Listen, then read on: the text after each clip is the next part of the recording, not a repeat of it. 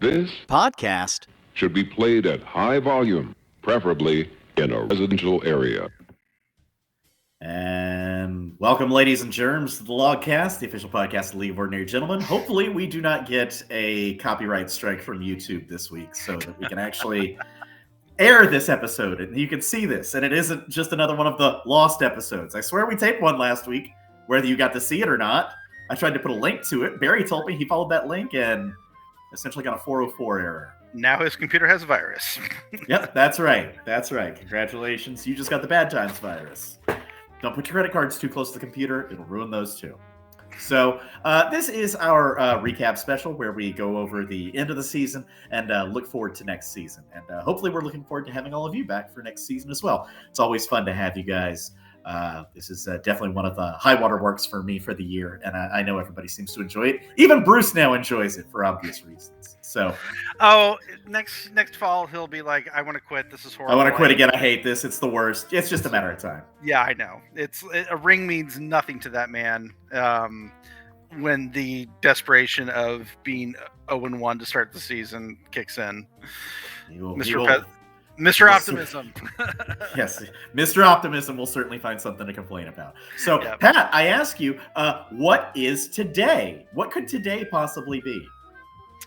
Well, today is January 5th that we're recording. Yes, right. So I am going to say this is the day when the detective in Soylent Green is investigating the food manufacturer.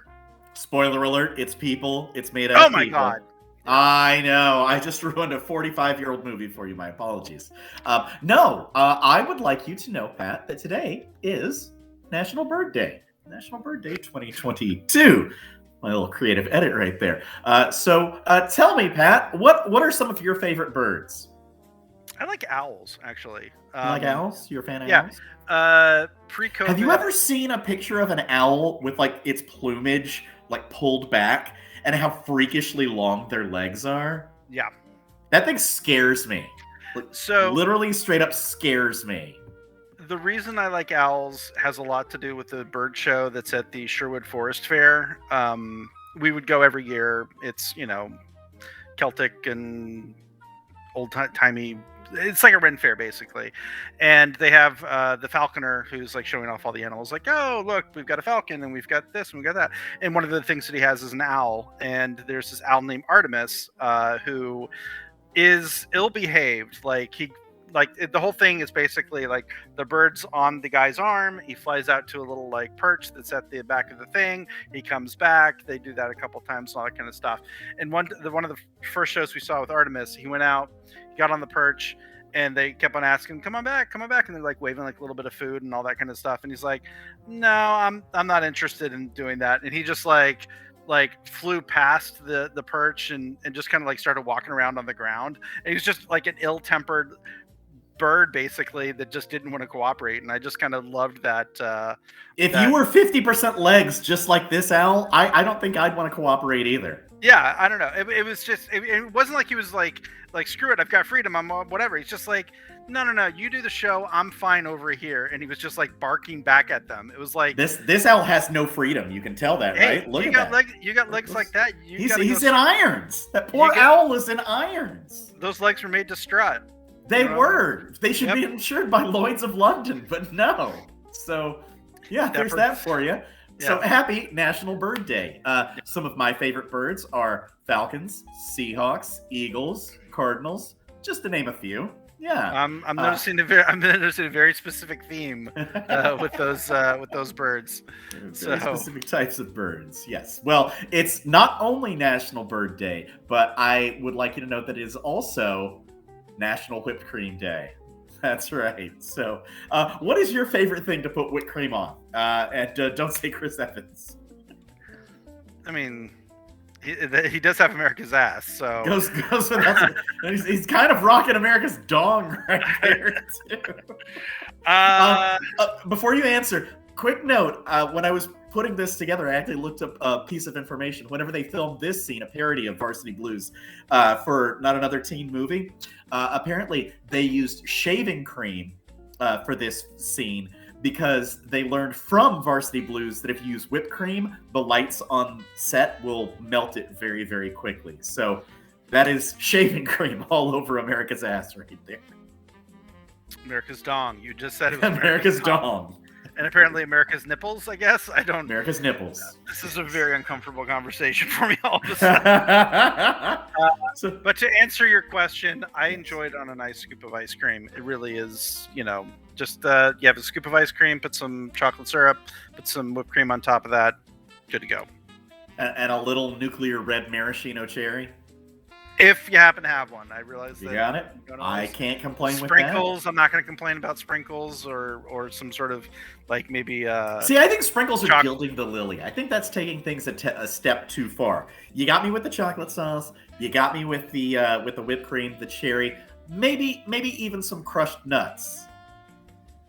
Do what you will with that, but. Yeah. What if any you other were candy confections? Just a step too far. What if you were to get like a zester and you were to go over chocolate, so it's just like chocolate zest almost, where you're just small little fine kind of particles of. I feel what you're saying.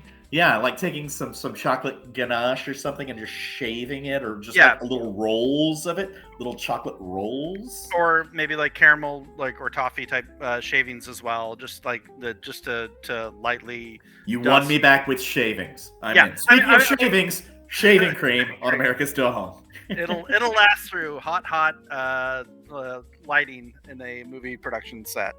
So enough of that. We move on. We've only got one game to cover this week, and we're going to just quickly go over the highlights of our championship game. It's the Boston Chowderheads at 10-6 taking on the Jewish Stallions at 11-5. And when it came down to it, these were the main storylines as I saw them. You can tell me if you agree or disagree. Bears D humiliates the Giants, humiliates the G-Men. Bruce coming up clutch with a free agent acquisition. Bears D putting up 22 fantasy points for his team. That's insane. I think that was the high water mark for a defense this last week. Don't quote me on that, but I'm pretty sure you're right. Still, to grab a free agent D and get that production in the championship game of all places, kudos. Well done. Other thing I want to mention, Antonio Brown says smell you later in the third quarter of a game in New York against the Jets.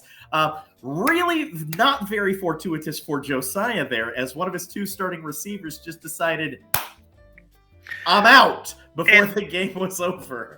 If you go back to that 404 link from last week, one of the things that we talked about that Josiah needed was his receiving core to really kind of step up, which meant that Antonio Brown, as part of that, had to be able to do well. True.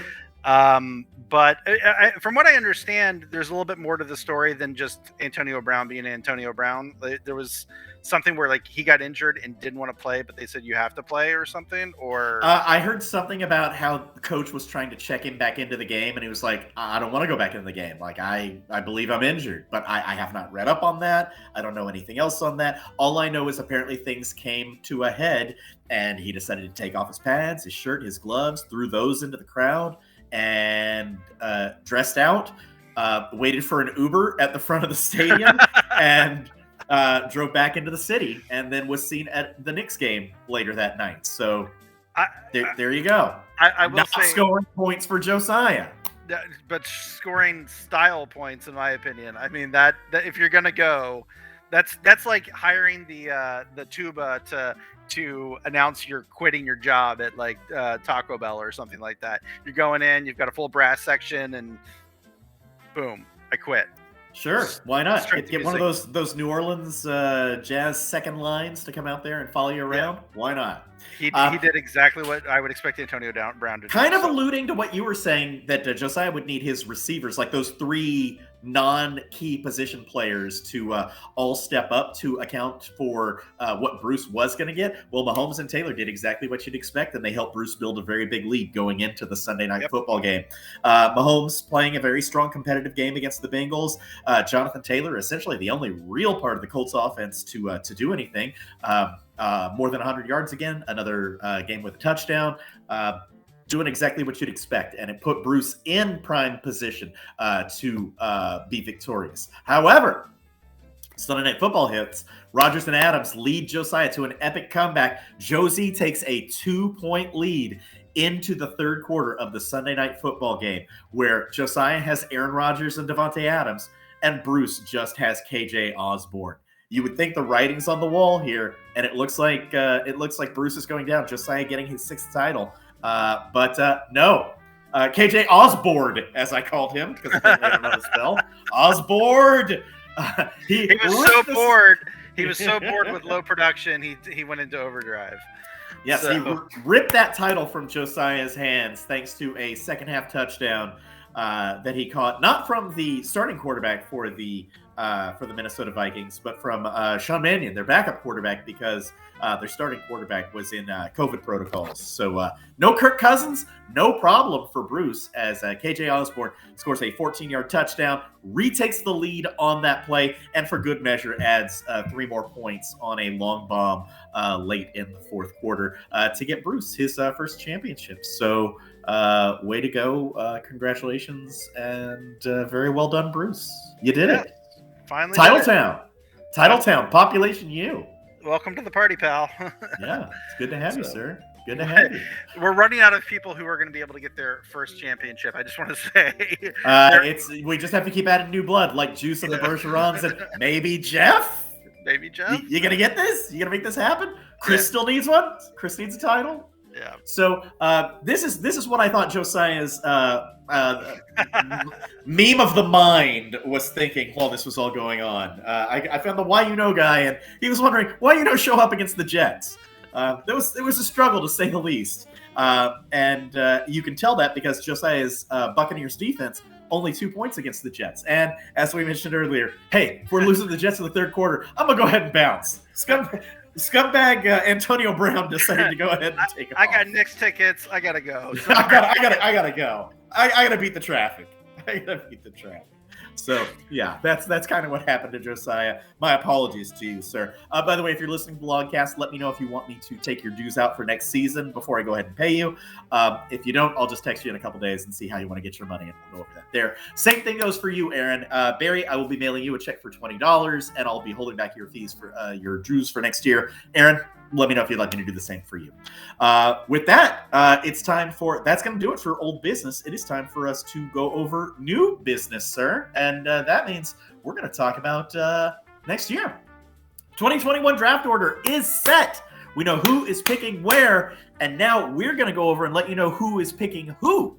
So we're going to go pick by pick, owner by owner, and let you know how that first round is going to break down. And the last thing to settle for our 2021 season was who's going to get that first pick between you and I. It came down to Monday Night Football for us to decide what was going to happen, and I would say it was competitive and interesting for about 3 drives, and then Najee Harris just decided, you know what, no, it's over. Yeah. Pat, you're done. You don't have a chance. And en route to his best game of the season, I think he finished with 29 points. I kind of felt Sunday night I didn't have the kind of lead I needed going into Monday. It was one of those. Yeah, you got like 6 points out of the kicker for the Vikings, and that was it. Yeah. I needed the thinnest of leads. Yeah, I needed more. And here's the thing: is that if you look at my bench, and let's say that I do actually start Burrow instead of, wouldn't have been insane to do it given the matchup. You knew he was going to throw. You knew it was going to be a very competitive, high-scoring game. 44 points, but it still I don't think would have been enough. The point differential between him and Herbert just wasn't enough to be able to make out. So it was kind of I was going to be second no matter how I played this, unless I picked up the Bears D apparently.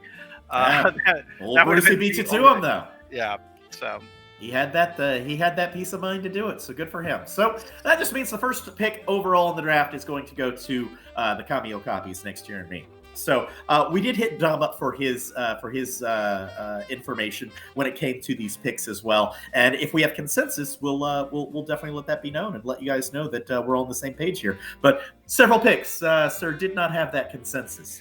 This, however. This was one of them, because Dom says Jonathan Taylor, running back, Indy. You say Jonathan Taylor, running back, Indy. The guy who's making the pick says Jonathan Taylor, running back, Indy. Yeah. I mean, This is Bruce. Congratulations, you've won a title. We're now taking apart your team. Yeah, exactly. Your team is now going to go and be split amongst the rest of the league for the next year. Don't be surprised if 2, maybe even 3 of your big 3 all go in the first round next year, starting with your running back. And as you can read here, we had full consensus on this. He is the best running back on the board based on team usage. Very little wear and tear, as this is only his second year in the league, and thus far no injury history. And if you don't mind me saying so, I think the Colts are on the upswing. They have a decent offensive line. What will they do in the draft? I believe they are going to make efforts to bolster that offensive line even more, because they know what their identity is. They are a running team. They are a ball control team. And I don't see any of that changing for 2022. So yeah, I look for this guy to be the bell cow of all bell cows. Though shockingly, he didn't have the absolute most usage for a running back. And we'll go over that a little bit later. But most carries in the league, yes, and I expect that to probably be the same next year. And do I worry about that? Not on a third-year running back. A lot of tread on those tires. So we're good on that. I think, again, this says we're all in agreement with that pick. Oh, yeah, totally. He's just so far above other running backs that it would be insane not to take him if you had the opportunity. If something happens over the summer, and let's just say that you get, you want to keep up with Kelsey or whatever, just let me know. I'll gladly take Taylor instead at the number 2 spot. Well, instead, you'll be picking number 2, and here is where we come out on that one. Dobbs says the pick is Najee Harris, Pittsburgh running back from my team this year. You say not so fast that the pick is Austin Eckler, the Chargers running back. Want to guess who I think you're taking? Patrick. It's Mahomes. One of those two. It's one of those two. I think you're going to take Austin Eckler because he's had a higher average production. Sir, you are incorrect. I believe the pick is Najee Harris, the Pittsburgh running back. I see why you would make that choice with Austin Eckler. 3rd in points per game at the position, 2nd at the position in receptions and targets, but all important, 1st in yards per catch. He is one of those running backs that has the bona fide potential to be a 1,000 guy, 1,000 yards rushing, 1,000-yard receiving. And there are very few people who can do that. Christian McCaffrey, when he's been in his uninjured prime, is one of the only other people that you could say comfortably has a very real shot to do that. The only thing that I think, let me back that up. The only thing that I think keeps Eckler from being able to do that is he's got a little bit of an injury history. He has missed games the last couple of years, even as the lead back for the Chargers, the bona fide, unquestioned lead back. Prior to that, not a lot of history for him as a lead back. He was more of a timeshare back when Melvin Gordon was still there. Still fairly young, but not as young as, say, a Najee Harris or a Jonathan Taylor. So I think maybe just a half step back on Eckler, and I like Najee Harris. Did you know, Pat, of all the players in the NFL, the one who got the largest percentage of touches, not carries, but touches for his team was Najee Harris for the Pittsburgh Steelers this year? Najee Harris touched the ball just over 70% of Pittsburgh's offensive plays, whether out of the backfield or receiving the ball. 1st in total touches, 1st in receptions and targets, and 2nd-year running back. He is only 23 years old, even though he has, through week 17, and mammoth 366 touches on pace potentially for nearly 400 touches just in the regular season. Only 23 years old, not that worried about, again, the tread on the tires. I might have to rethink, but I was going with Eckler. His average points per game, like when all the math was done, was higher, and that's kind of how I look at these things. And I had Harris considerably lower in the first round. So, but we'll get to that when we get to that. We sure will. But Dom and I are on the same page here. In fact, you're going to see a fair amount of consensus between Dom and I in these picks. And again, we did not discuss any of this prior to this podcast, did we? We did not say what our picks were before we made our picks. Everybody made their list and they emailed them to you for the. You got it, so we could get it up here. So speaking of Dom, Dom's going to have our third pick in round 1. So what do you see Domzilla doing? I'll let you know what he says he's doing. King Henry. He's got Derrick Henry, running back, Tennessee. I believe you disagree with this pick, if I'm not mistaken. I thought that Mahomes is no longer covered by the keeper. By keeper rules. No, he's fair game now. So he's fair game, and he is such a dominant quarterback. I thought that Dom would be insane not to take him. It's something where the only reason I wouldn't take him in the second round is because of the quarterbacks that I can keep. I'm like, okay, let's see if we can get a stellar running back. But Dom in the number 3 spot, I thought, why pass on Mahomes unless you've got an ace in the hole kind of thing. Well, I agree with one of you. Tell me why I'm wrong. And once again, I agree with Dom. I think that pick at number 3 is Derrick Henry, the running back for Tennessee. I get why you would say what you would for Mahomes. For the last 4 years, this year inclusive, he's averaging a league-high 27.6 points per game from the position. You would be hard-pressed to find someone who can match that productivity over that period of time. However, we are noticing with the emergence of players, for instance, Joe Burrow and Justin Herbert, we're seeing a renaissance at the quarterback position where you can find more players who can put up numbers that are at least in the ballpark of what you just named 2 players that I may be keeping, therefore keeping those good players out of the league for everybody else. I was just using them as an example, trying to say. No. I get what you're saying. But I'm just saying, in that specific example, there might be a renaissance. But if I'm like the Medici family and I'm hoarding all the talent, what good is that renaissance to anybody else? You got to take your Michelangelo when you get the opportunity. I am just trying to say that I believe the quarterback position is deeper than it's been in years past. For Dom and I, very simple to say that Derrick Henry is to the Titans and has been for several years now what Najee Harris is for the Steelers, what Jonathan Taylor is for the Colts. This is when the tread on the tires does come into play. Henry has been a workhorse for about 4 years now, and now is just now at this point in his career hitting a little bit of that injury situation. That's why I was discounting him. Actually, was the injuries. We don't know how he's going to be coming out of the. We may soon, though. We may soon. He was designated to return to the Titans today. Designated to return to Titans practice today. He will potentially play. He will potentially play either in their season finale against the Texans this week. Unlikely. Or if the Titans do get that first round bye, he gets 2 more weeks to rest and rehab, and then he would potentially play in the Titans' first game, which would be in the second round of the playoffs as the AFC's number 1 seed. Giving him, I believe that would give him 10 full weeks of recovery time from his broken foot.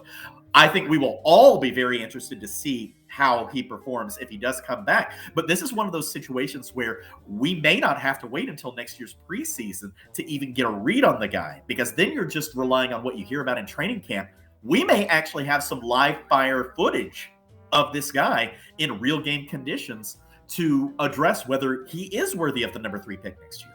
Yeah, I mean, when I was making this list, it was something where we don't know exactly how he's going to play it. We don't. And I knew from the conversation we had last week that he is going to be seeing postseason play. It's just we don't know. So I'm being cautious with Dom's precious number 3 pick. I'm not willing to say.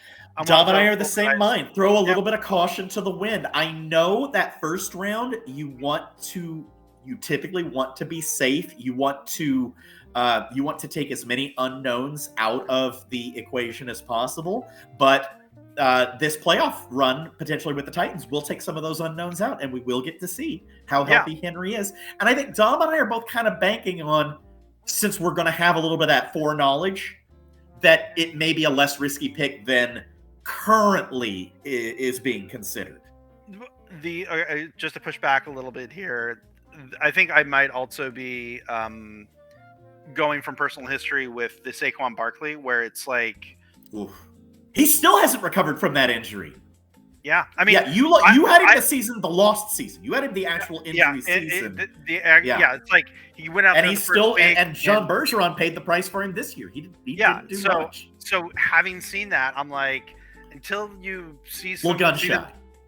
Do a little. Unless I see them do a couple laps around the track, I'm not necessarily betting on that horse. That's all I'm saying. Yeah.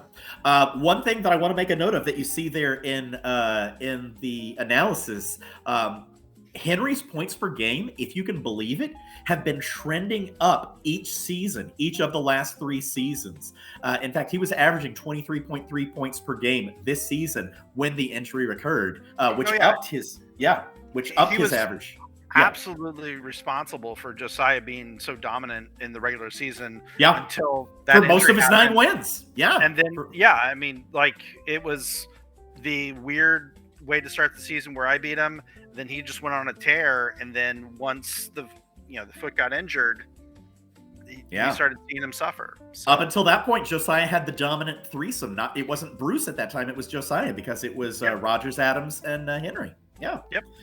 Okay, so now we start to get into the weeds here, and I say that because you never know what Jeff's going to do, right? So here we are at the Stumble Bums. Is there any consensus here? Dom says this is where Austin Eckler goes. You say not so fast because Eckler is off your board. You say this is Davante Adams, wide receiver. You'll notice I say Green Bay because he is due to be a free agent, but the talk that's coming out of the NFL right now is that he's going to be playing on the franchise tag. Green Bay's going to franchise him next year. So hopefully to have Rodgers back and Davante Adams back together, keeping the band together, as it were. Yeah.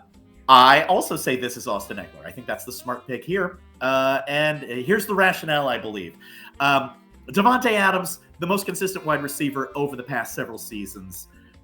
Best wide receiver available in the 22 draft, according to most people as well, because some things we'll get to later. Several of the receivers you might see going in the first round won't be available this year.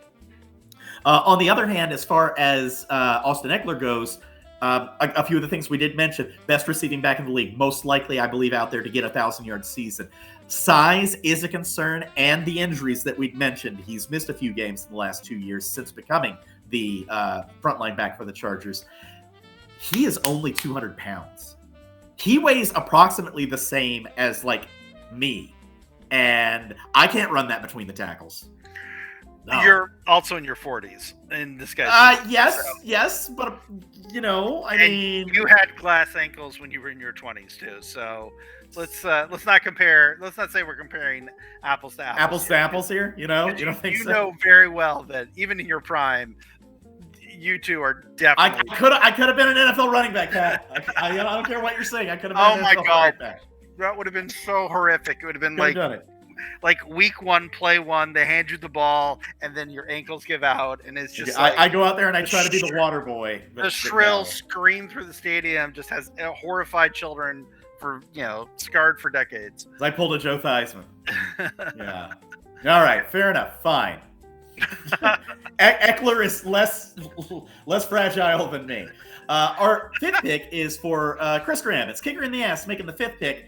And here at number 5, Dom says it is another receiver, Justin Jefferson, the Minnesota wide receiver, who just set the single-season receiving record for yardage. Congratulations to you, Justin Jefferson.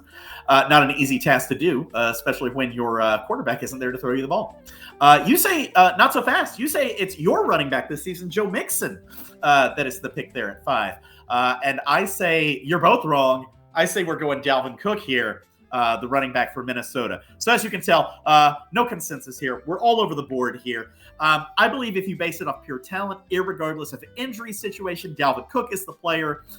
Joe Mixon definitely had a career year, his best year as a running back here in the league. So I can see why you would want to play the hot hand, drafting the hot hand. Dom says best available receiver in his mind is Justin Jefferson, and that's the pick to make. Do you want to defend your Joe Mixon pick here? He just had a really good year. He had for sure. For the people who are still on the board at this point, he had the highest average points per game within our scoring system. So I would just think that he's someone that you should take a chance on if he's still available in the in a prolific offense that seems to be on the rise. Are you Yeah. telling me, looking at the Bengals offense as it's currently comprised now, you're not thinking, wow, these guys are primed to have a great year in 2022? Because I think they definitely are. They could. I mean, it's difficult to know how next year is going to pan out, but if I had the opportunity to have Joe Mixon as a backup running back next year, I would be ecstatic. That's because Austin Eckler obviously is who I'm getting, or Taylor if you pass on him for some reason. But I don't would think be that's totally, happening.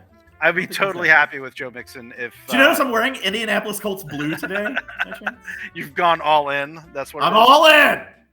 Don't get hurt, baby. I need you. Need you, Taylor. Just go into a tube, sleep for 9 months, and then hyperbaric chamber. Just live in there. Oxygenate your blood. Whatever you got to do. Pick number 6 goes to Frazier, the pocket fisherman, who I believe for the 3rd straight year is picking from the 6th position. I'm sorry, Frazier. You deserve better than that. Dom says you're going to get Dalvin Cook at 6. Pat says the pick here is Travis Kelce. You think Travis Kelce's going off the board, whom I will say Frazier picked this year with the number 6 pick in the draft.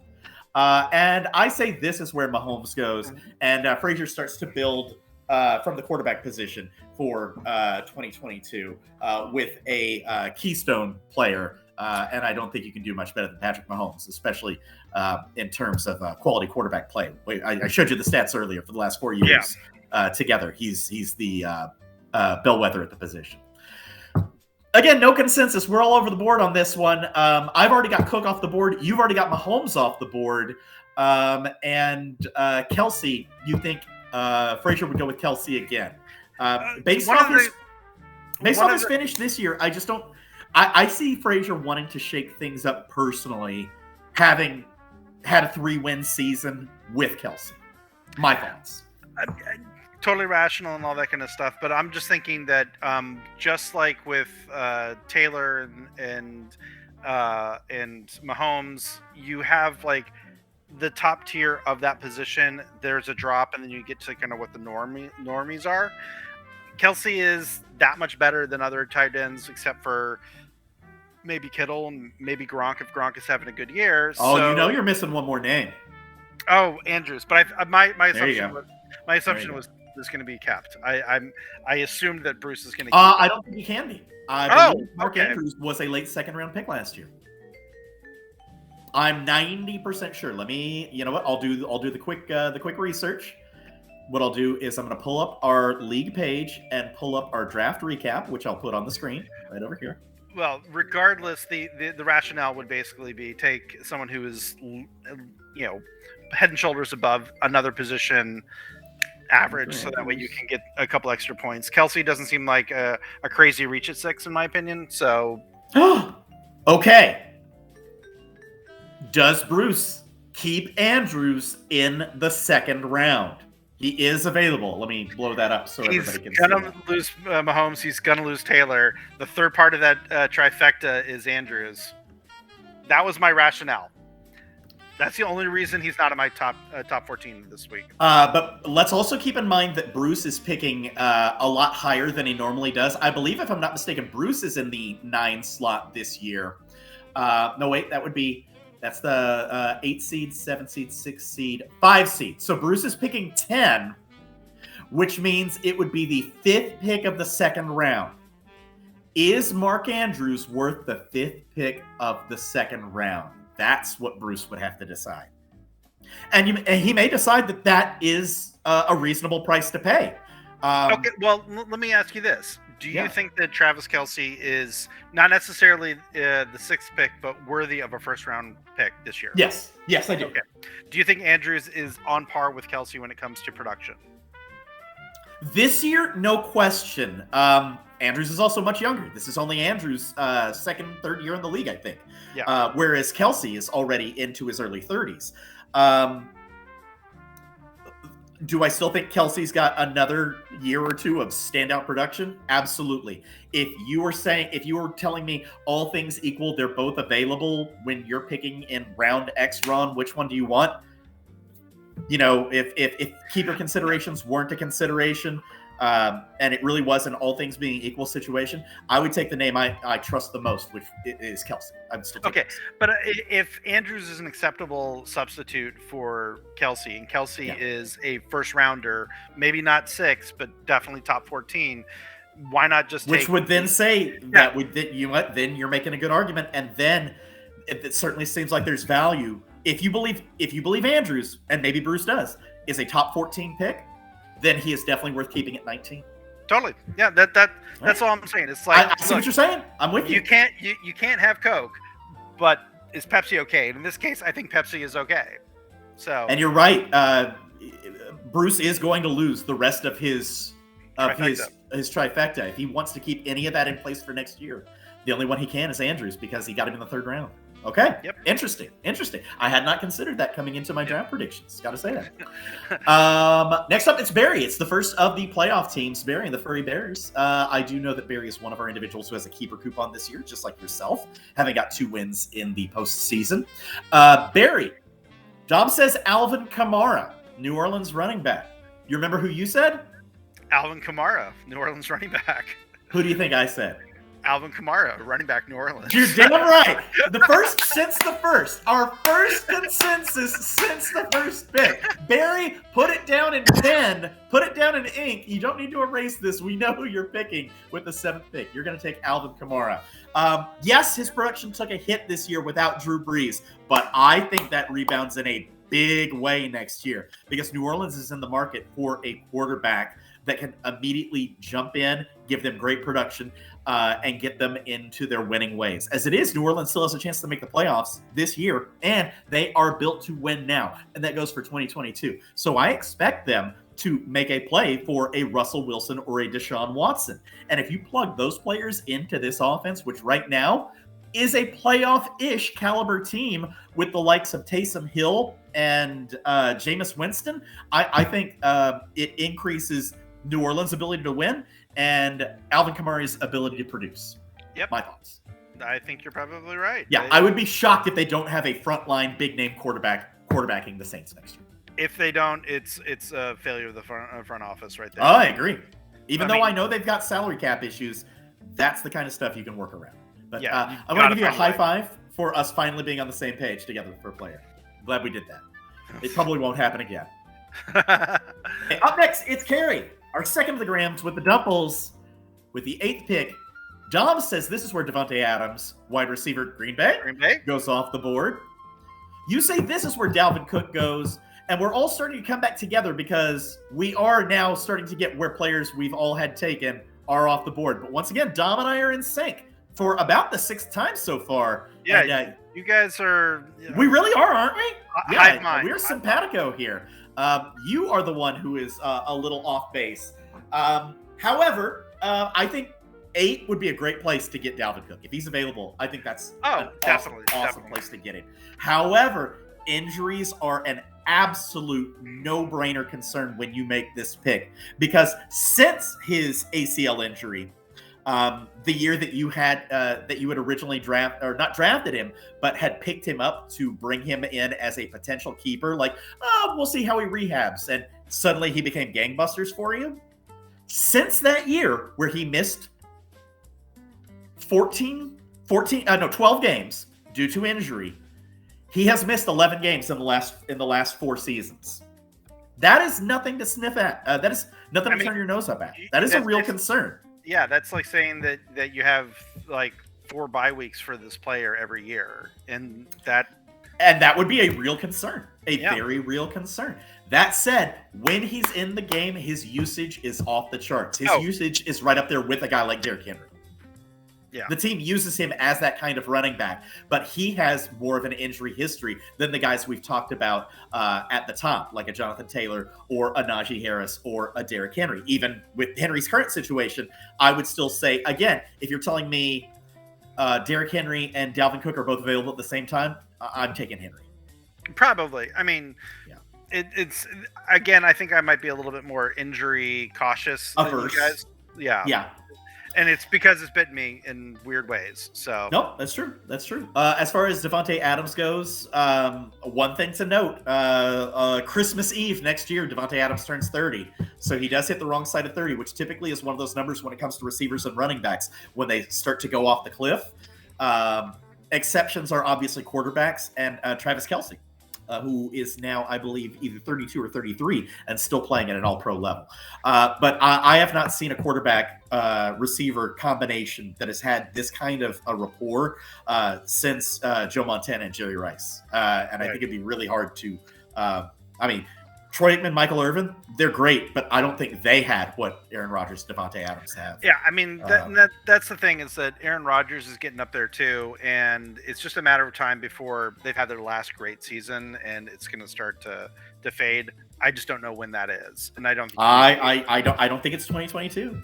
Yeah, it might be 2023, but I don't think it's 2022. And I think we all believe Devontae Adams is worth the price in the first round still. Yeah. Oh, definitely. I mean, I've already had him go. Now you guys are agreeing with me that. Yeah, we're finally catching up to you on that one. Yes, I was streets ahead. You're streets behind. It's fine. Yes. All right. I think we're up to Juice now, if I'm not mistaken. That's right. Yep. Here we are, the ninth pick in the Carl Havocs. Oh man, this is interesting because Dom thinks he's going to go back to the well one more time with Christian McCaffrey after having been snake bit by him this year. I have my doubts about that. You say this is where the tight end run, more or less, is really happening because Kelsey's already off the board, and you're saying George Kittle goes here. And I'm also saying that Andrews is off the board, and those three I think are potentially. You're right. Bruce could be keeping Andrews, so not even available at this point. And then, we're not going to see another tight end taken for several rounds. I think after this. Yeah, those three are the tier. Those three definitely are the tier. And I think Gronk may be kept. So even if you're considering, well, maybe Gronk is top of the second tier, I think Gronk is probably kept at this point this year. Yeah. And I'm finally saying this is where Justin Jefferson goes. He is my second receiver off the board. I think we're very heavy running back with a Mahomes exception at the top of the first round here. Again, no consensus. We just we can't agree on anything here. I definitely see your argument for Kittle given the scarcity of the position if Bruce is in fact keeping Andrews. I think Dom is completely off base. Sort of like you wouldn't draft Saquon the year after something terrible happened to you with him. I don't think Juice takes McCaffrey here. I think Juice bolsters his team in a great way with a player like Justin Jefferson because he's going to be building on a great core of players because we already know who his number one receiver is going to be. Yeah. He's keeping Cooper Kupp. Oh, yeah. Because Cooper Kupp, but we would all agree that Cooper Kupp has a first round price for next year, right? Top three. I mean, and first three picks. And Juice will only have to give up his second round pick to keep Kupp this year, which would be insane not to. Yeah, so I believe that's pick 18, somewhere around there. Still worth the value. So I have Juice with two of the top three receivers in the NFL on his team next year. A very potent way to start his team. Only one person, I believe, can match that. And that person isn't our champion, but it's coming up soon. But this is where it gets really interesting because, yes, how does the champ remake his roster knowing two of his amazing players are completely off the board? His first year in 4 years where he doesn't have Patrick Mahomes on his team. What does Bruce do? Dom says this is where Travis Kelce goes, that Bruce is the one to make that selection. You say Najee Harris, and Dom and I both believe, no way he won't be there. Is he here? Yeah. No way. I think you're taking him at 2. Dom thinks you're taking him at 2. I would not be shocked if he fell to 4, but I don't think he gets past 4. Yeah, okay. So I don't think he's there at 10. I don't think he's there at 10. I say this is where Joe Mixon goes. And I think that is now, if you're going to lose Jonathan Taylor, I think Joe Mixon, especially coming off the season that he's had this year, is an admirable fill-in and a strong pick at 10 in the first round. So yeah, we may not be all on the same page anymore. But I mean, yes, I can understand taking a guy like Kelce with the 10th pick. I get that that's about where he's valued, but if a guy like Mixon is there, and I believe he is, and Dom hasn't had Mixon come off the board yet in his draft, I think that's got to be the pick. I think it definitely does. And if we are right and Najee Harris is off the board, but Mixon is, I think you would probably concur that this would be a strong pick for Bruce. Basically, Bruce is going to take the best available running back, and we're just debating, I think, really which one it is. So he's not going to need a tight end. I mean, come on, Dom. No. Dom, I'm coming around to your thinking here that Bruce is probably keeping Andrews, but that also means that Bruce essentially isn't making a pick after the first round until the third round, so he needs to get this one right.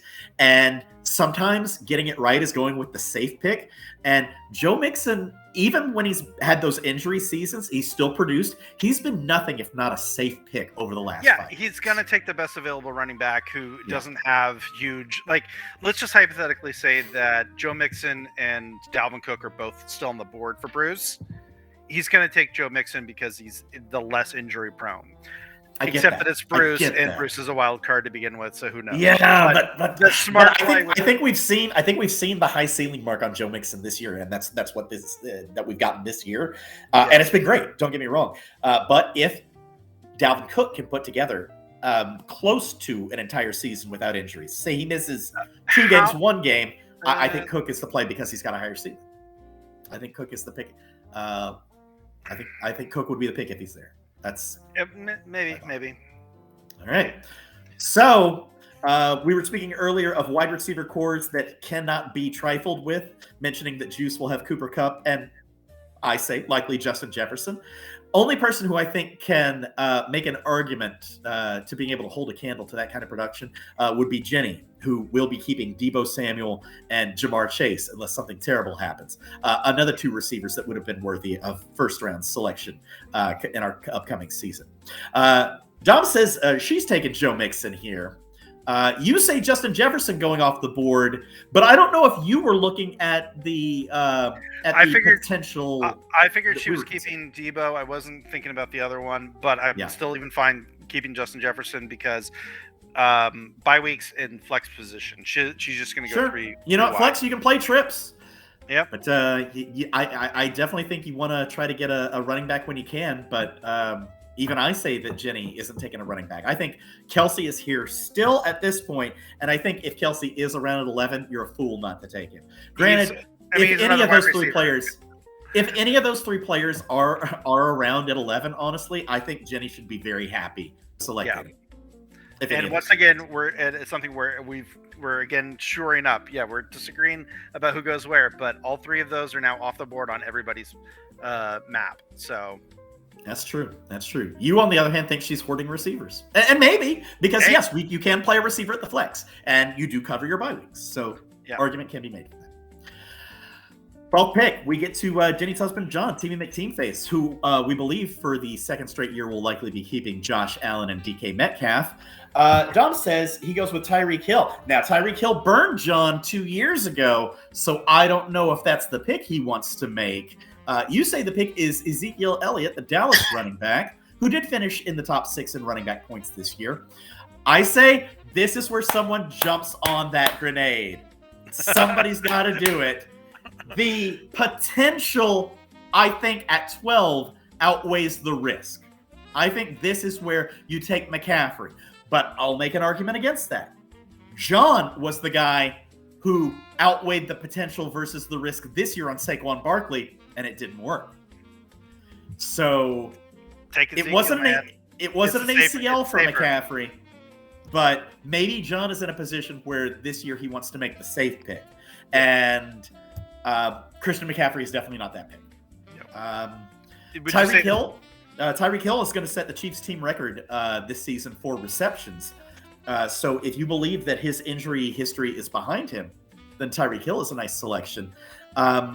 Zeke he's just not putting up the numbers that he used to, but he is still a very capable running back that is capable of getting you top 10 numbers week in and week out. Like I said, for the season, he's going to finish as a top 6 running back. It's just those numbers don't blow you away like they would if you look at, say, a Jonathan Taylor or a Derrick Henry or a non-injured Dalvin Cook. Well, I mean, the thing you got to remember also is we're at that point in the draft where we're shifting away from oh my God, I got this amazing talent. I got a Taylor. I got a Mahomes. I got Alvin Kamara even, and you're getting to the point where you're starting to have to do best available player. Like nobody realistically can have the okay. I've got the 12th pick in this draft. I know exactly who the 11 picks before me are going to be. I can map that out so I can build my team around whatever.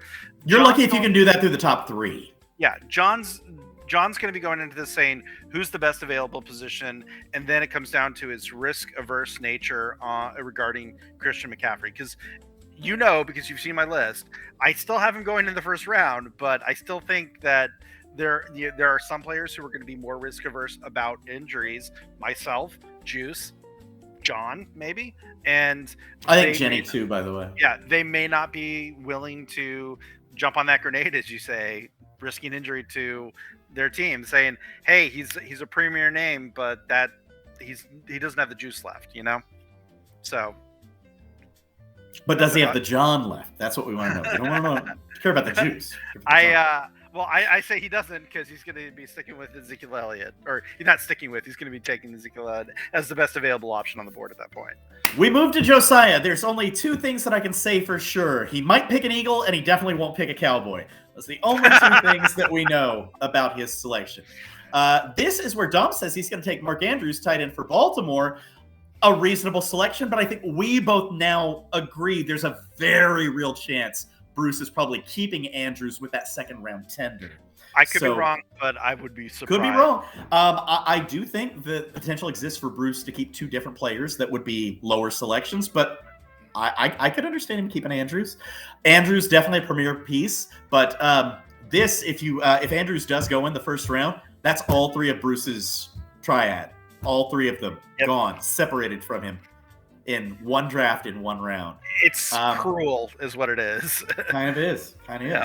Well, it makes sense. They came from the championship roster, right? Yeah. So people are going to want them. This is where you say Tyreek Hill goes. I say Nick Chubb goes here. I say Josiah goes for a high upside running back in Nick Chubb, who, yes, does lose touches to Kareem Hunt, but not as many as you'd think.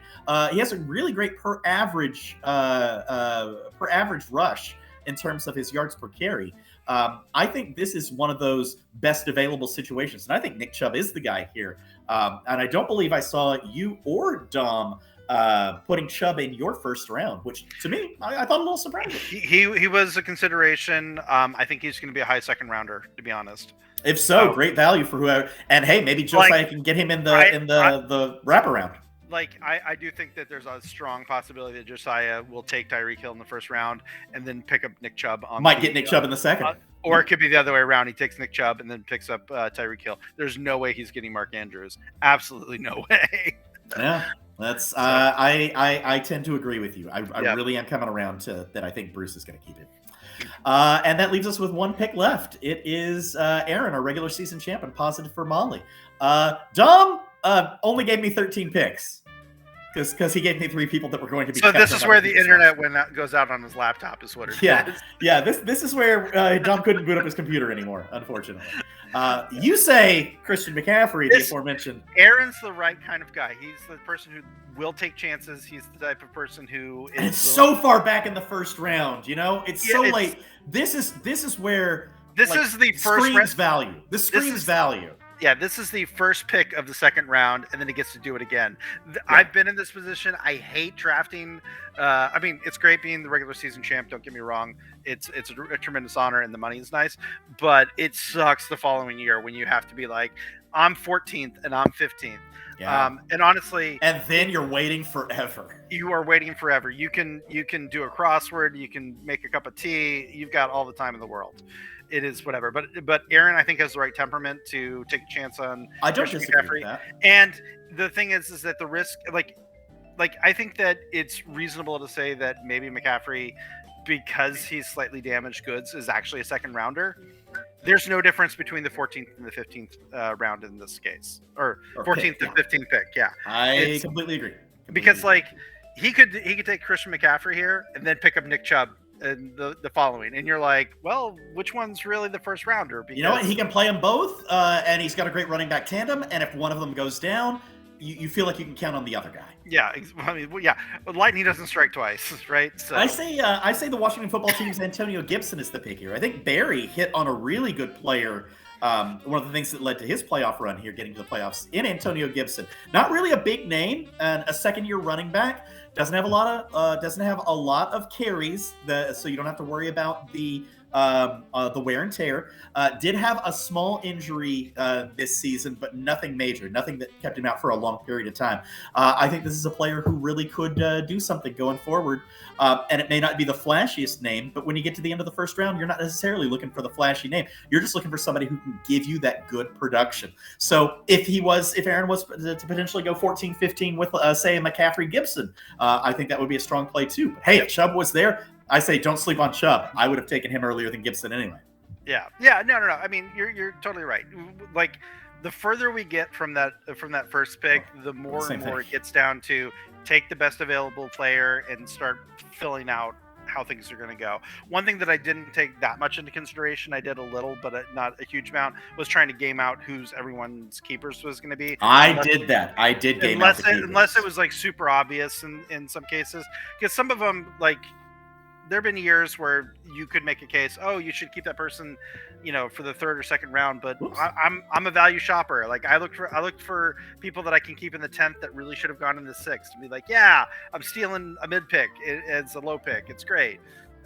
So it's kind of hard to game out people's keeper strategies. But I don't mind sharing this little nugget of knowledge. I did figure out who everyone's presumed keepers are, and I did. So I gamed them out for everyone, including Aaron. I'm calling my shot right here. Oh, now this is not necessarily Detroit Lions blue, but it's blue enough. I think Aaron is going to shock the world, and one of the players he's going to keep next year is Amon-Ra St. Brown. One of the guys with the most amazing names in football. The Absolutely. wide receiver for the Detroit Lions. Amon-Ra St. Brown. Aaron's keeping it. I'm calling it. Okay. Do you want to make a wager on it? Like, just something small. A gentleman's wager, like $2. I'm in for $2. Yeah. Okay. Yeah. Let's shake. Okay. Shake. $2. Awesome. Okay, Aaron. You know what you need to do. Prove me right.